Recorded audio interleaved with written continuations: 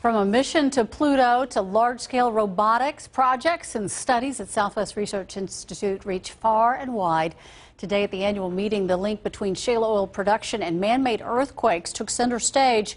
Those man-made quakes are the result of what they say is wastewater disposal processes. Now, software Southwest Research developed can help tell us if we're at risk.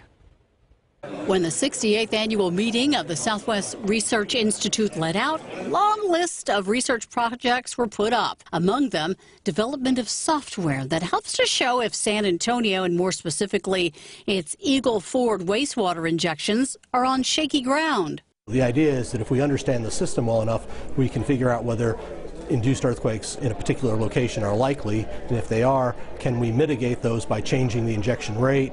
Meaning less water perhaps injected into disposal wells, or a change in the rate of injection may change the probability of a man-made earthquake.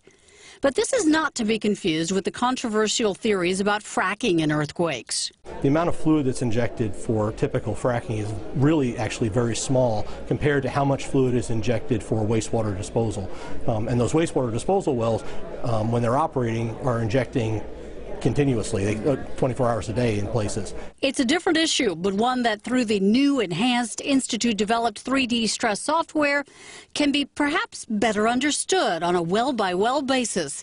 As for San Antonio, what we expect is that there are some places where injection, no matter how much you do, is probably going to create earthquakes, and maybe that's not a good location. Other places you may be able to inject as much as you want, and it's probably okay. Then there are the other places in between where, if you can control the injection rate or control the injection volume, maybe you can stay below the threshold level.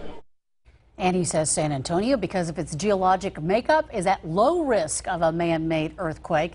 It's quite the opposite, however, in North Texas, where fault lines are more sensitive to slipping. Southwest Research Institute is a nonprofit research and development facility right here in San Antonio.